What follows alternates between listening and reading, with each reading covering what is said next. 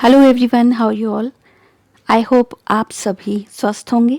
जैसा कि मैंने पिछले वीडियो में प्रॉमिस किया था कि मैं बहुत ही जल्द उस वीडियो का दूसरा पार्ट लेकर आऊँगी, तो आज का यह पार्ट भी बहुत महत्वपूर्ण रहेगा, जिसमें मैं उस पिछले वीडियो को आगे बढ़ाते हुए आपके साथ शेयर करूँगी इंग्लिश स्पीकिंग टिप्स जो कि रिलेटेड हैं अंग्रेज़ी में कैसे बोलें। ठीक है, तो यह रहेगा पार्ट 2। अगर आपने अभी तक पार्ट 1 नहीं देखा है तो आपसे अनुरोध है, रिक्वेस्ट है कि आप जाकर पार्ट 1 को देख सकते हैं और उसका लिंक आपको डिस्क्रिप्शन बॉक्स में मिल जाएगा। तो चलिए आगे बढ़ते हैं कुछ अन्य इंग्लिश स्पीकिंग टिप्स के साथ, and I hope they will be very useful for you. तो आपसे रिक्वेस्ट है, इस वीडियो को शुरू से लेकर एंड तक ज़रूर देखें। ओके, तो पहला टिप जो रहेगा वो है speak small words and sentences. तो सबसे पहले आप याद रखिए, जब भी आप अंग्रेज़ी में बात करना सीखना चाहते हैं तो आप छोटे छोटे वाक्यों को बोलना शुरू कीजिए और छोटे छोटे वर्ड्स को बोलना शुरू करिए और उनको अपने रूटीन में यूज़ करने लगिए। जैसे नाइस मीटिंग यू, जब आप किसी से मिलते हैं, मिलकर अच्छा लगा, इसकी जगह आप कह दीजिए नाइस मीटिंग यू।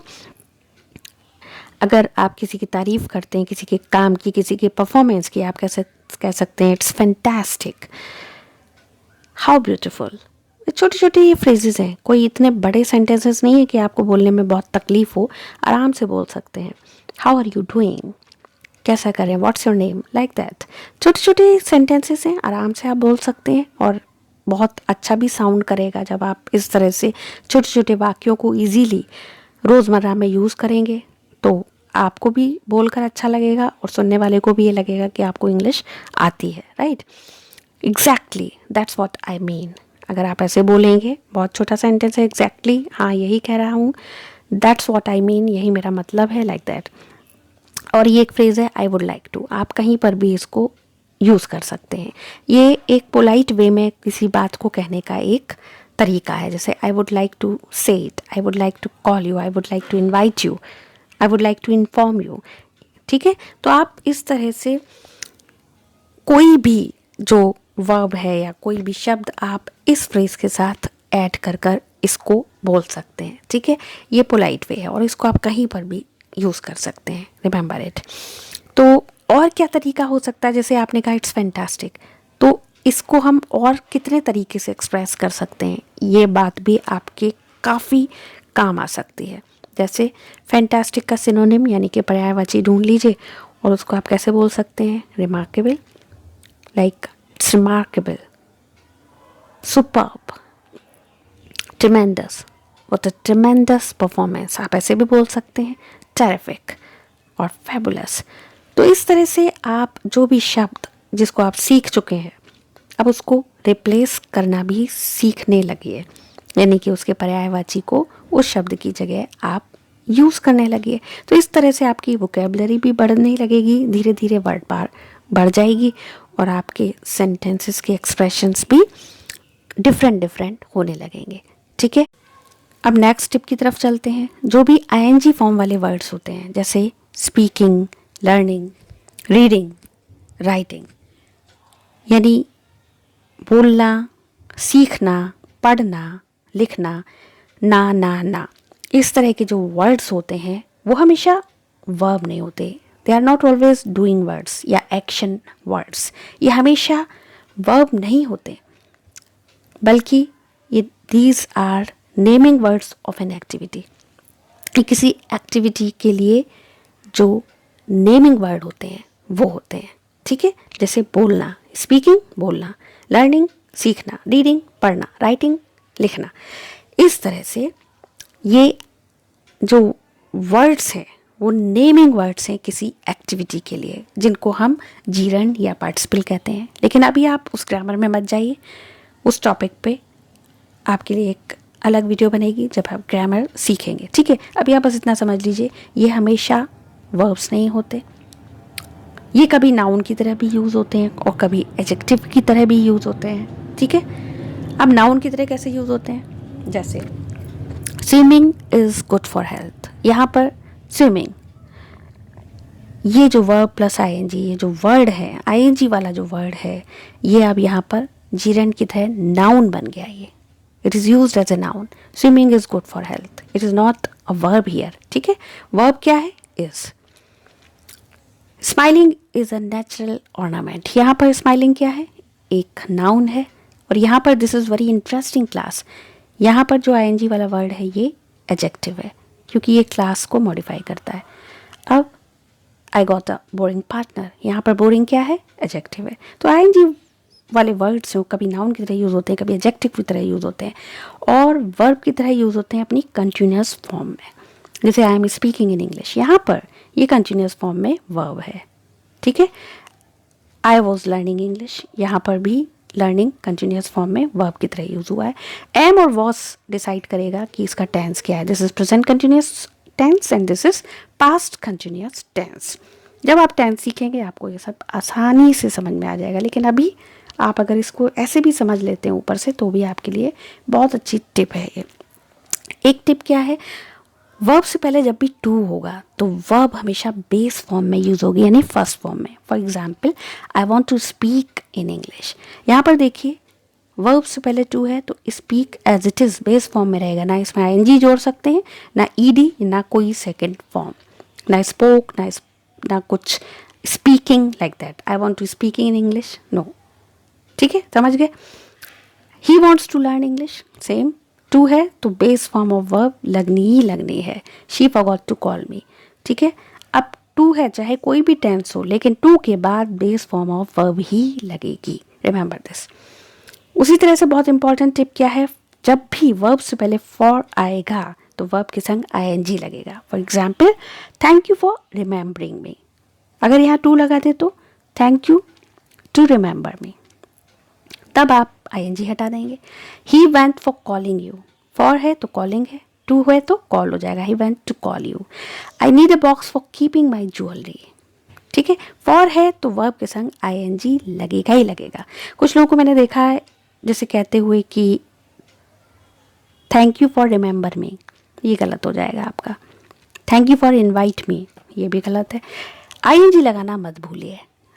एक इम्पॉर्टेंट टिप, हैव और has two plus base form of verb लगता है। आपने कई बार लोगों को कहते सुना होगा, I have to do this, I have to go there.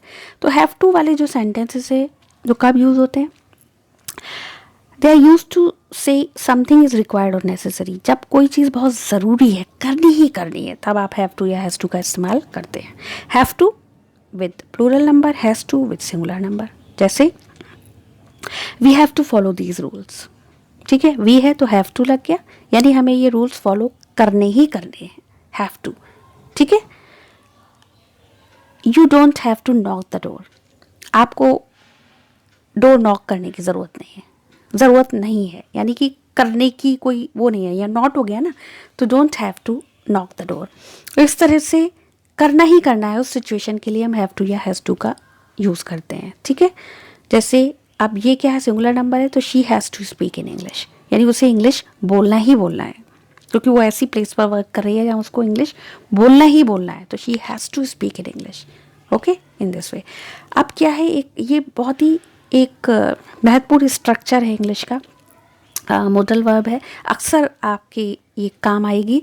Might have plus third form of verb, ये आपने सुना होगा है ना। माइट हैव का यूज़ ये कब होता है, किस सिचुएशन में किया जाता है? Like he might have done his work, ये तब किया जाता है जब किसी काम की पॉसिबिलिटी के बारे में आपको पता नहीं है, you are not sure about the possibility of that work, कि हो गया होगा, आप सिंपली गैस वर्क कर रहे हैं, तब उस सिचुएशन में आप माइट हैव का यूज़ करते हैं। लेकिन माइट हैव के साथ हमेशा वर्ब की थर्ड फॉर्म लगती है। ठीक है, जैसे आप क्या कहेंगे, he might have done his work, उसने अपना काम कर लिया होगा, but you are not sure. तो ये जो स्ट्रक्चर है ना, इसको आप लर्न कर लीजिए। और मैंने आपको बता ही दिया कब यूज़ होता है, जब किसी एक्शन के बारे में, उसकी पॉसिबिलिटी के बारे में, होने के बारे में आप श्योर नहीं है, तब आप माइट हैव यूज़ करते हैं व्हेन यू आर सिंपली गेसिंग समथिंग। जैसे she might have joined him today, तो यानी कि उसने उसको शायद आज ज्वाइन कर लिया होगा, आप श्योर नहीं है। ठीक है, they might have gone to the market, वो शायद बाज़ार चले गए होंगे। ठीक है, इस तरह से इस सिचुएशन में आप माइट हैव का यूज़ करते हैं। दूसरा स्ट्रक्चर है must have plus third form of verb. ये कब यूज़ होता है, ये वाला जो मॉडल वर्ब है, ये कब ये यूज़ करते हैं आप ये स्ट्रक्चर? जब आप बिल्कुल श्योर होते हैं किसी एक्शन के होने के बारे में, तब आप मस्ट हैव यूज़ करते हैं। जैसे he must have done his work, यानी कि आप इतने श्योर हैं कि उसने ये काम कर ही लिया होगा, तब आप मस्ट हैव करते हैं। जैसे उसने काम कर लिया होगा, ख़त्म कर लिया होगा, एक्शन हो चुका है और उसके बारे में आप श्योर हैं। She must have joined him today, you are sure. They must have gone to the market, you are sure. तब आप मस्ट हैव का यूज़ करते हैं। ठीक है, अब जो एक और टिप है अंग्रेज़ी बोलने की, ये छोटे छोटे टिप्स हैं। कुछ भी करने से पहले अगर आप इन टिप्स पे काम करते हैं, बहुत कुछ आप इंग्लिश में सीख जाएंगे। अंग्रेज़ी बोलना टफ नहीं है, कठिन नहीं है, बस आपको उसके टिप्स ढूंढने हैं कि हम किस तरह से शुरू करें, कौन से स्टेप पे पहले वर्क करें। धीरे धीरे करते जाइए, बहुत ईजी है। अब मैं आपको कंडीशनल सेंटेंसेस के स्ट्रक्चर के बारे में बताती हूँ, जो बहुत ही कॉमनली यूज़ होता है, आप उसको समझ लीजिए। देखिए, कंडीशनल सेंटेंसेस में 2 क्लॉज रहते हैं। अगर पहले में पास्ट है, जैसे हैड है, तो दूसरे में या तो कुड हैव, पास्ट ही होगा, या फिर फ्यूचर रहेगा जिसमें वुड हैव लग जाएगा। ठीक है, for example, if you had called me I would have come. अगर आप मुझे कॉल करते तो मैं आ जाती। ठीक है, तो अगर यहाँ हैड है तो यहाँ वुड हैव लग गया। ठीक है, अब दूसरा एग्जाम्पल, इसमें देखिए, if she had worked hard she could have got good marks. अगर वो मेहनत करती तो उसके अच्छे नंबर आ सकते थे। समझ गए? तो इस तरह से इस स्ट्रक्चर को आप रट लीजिए और इसके कई एक एग्जाम्पल्स आप खुद भी बनाइए और मुझे कमेंट बॉक्स में पोस्ट कीजिए कि आपने क्या क्या एग्जाम्पल्स खुद से बनाए। ठीक है, बहुत सिंपल है। और इन स्ट्रक्चर्स को बनाकर आप इसकी प्रैक्टिस कीजिए और फिर देखिए आपके लिए बोलना कितना ईजी हो जाएगा, है ना। अब देखिए, एक बहुत ही इम्पॉर्टेंट टिप है जो बहुत सारे स्पीकर्स जो होते हैं, लर्नर्स जो होते हैं, जो नए नए इंग्लिश बोलना सीखते हैं, इनफैक्ट पुराने भी मैंने बहुत सारे लोगों को देखा है, वो इन फिलर्स को यूज़ करते हैं। फिलर्स क्या होते हैं? जैसे अंग्रेज़ी बोलने में जब कहीं पर झिझक होती है, हेजिटेशन होता है, कहीं रुक जाते हैं, कुछ सोचने लगते हैं, तो इन फिलर्स का वो लोग यूज़ करते हैं। आपने देखा होगा क्रिकेटर्स, एक्टर्स, पॉलिटिशियंस, ये बहुत सारे लोग जब इंग्लिश बोलना सीखने के बाद अंग्रेज़ी बोल रहे होते हैं, तब वो इन फिलर्स का यूज़ करते हैं, राइट। तो वो कैसे इन फिलर्स का यूज़ करते हैं, देखिए क्या क्या फिलर्स हैं। जैसे वेल, बोलते बोलते अचानक से ये बोलते हैं, या फिर you know what I mean to say, you know like that, I mean, कई बार आई मीन, इट्स लाइक, ये सब क्या है? ये फिलर्स हैं जो उनको बीच में सोचने का मौका देते हैं। वो सोच लेते हैं और आगे की सेंटेंस की फ्रेमिंग कर लेते हैं। तो ये फिलर्स होते हैं। इनको आप कैसे यूज़ करेंगे? प्रैक्टिस करके। जब आप प्रैक्टिस कर लेंगे तो इन फिलर्स को आसानी से आप यूज़ कर सकते हैं। You know what I mean, it's like, इस तरह से आप भी यूज़ कर सकते हैं। अगर आप इस चैनल पर नए हैं और आपने अभी तक इसे सब्सक्राइब नहीं किया है तो जल्दी से सब्सक्राइब बटन दबाकर इसे सब्सक्राइब कर लीजिए। साथ ही साथ बेल आइकन दबा दीजिए जिससे कि आपको आने वाली वीडियोस के नोटिफिकेशंस मिलते रहें। अगर आपको यह वीडियो पसंद आया है तो जल्दी से लाइक प्रेस कर दीजिए और साथ ही साथ इसे शेयर करना मत भूलिएगा। बहुत जल्द मैं आपके लिए एक नया वीडियो लेकर आऊँगी। तब तक के लिए अपना ध्यान रखें और अपने परिवार का भी ध्यान रखें। Bye bye.